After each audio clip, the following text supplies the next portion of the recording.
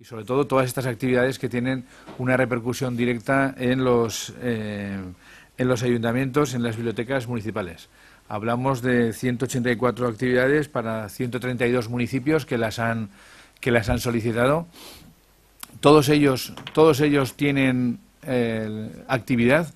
Todos los que han hecho las solicitudes tienen una actividad. Tienen un objetivo claro, que es la creación, desde luego, de un público lector, tanto infantil como adulto, como asimismo el conocimiento de la literatura actual aragonesa y verdaderamente pulsar cómo está el mundo literario en esta tierra. Nunca jamás, creo yo, sinceramente, se había visto una conjunción de tantos creadores y de tanta calidad en Zaragoza en la historia, de tantas editoriales, de tanta pujanza cultural. Digo que es una verdadera campaña de apoyo y de promoción al libro, porque en un momento en el que se están retocando tantas cosas y en el que el mundo de las subvenciones está tan complicado, bueno, pues a veces también nos damos cuenta cómo se puede seguir promocionando determinadas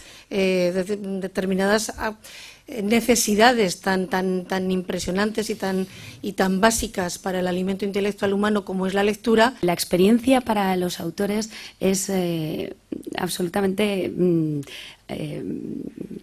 estupenda, porque te permite descubrir con esa sinceridad del lector anónimo, que además te trata pues de tú a tú, como debe ser, y te dice lo que piensa, te desnuda, te interroga, te pregunta, te critica, y eso es fundamental y es fantástico para un autor.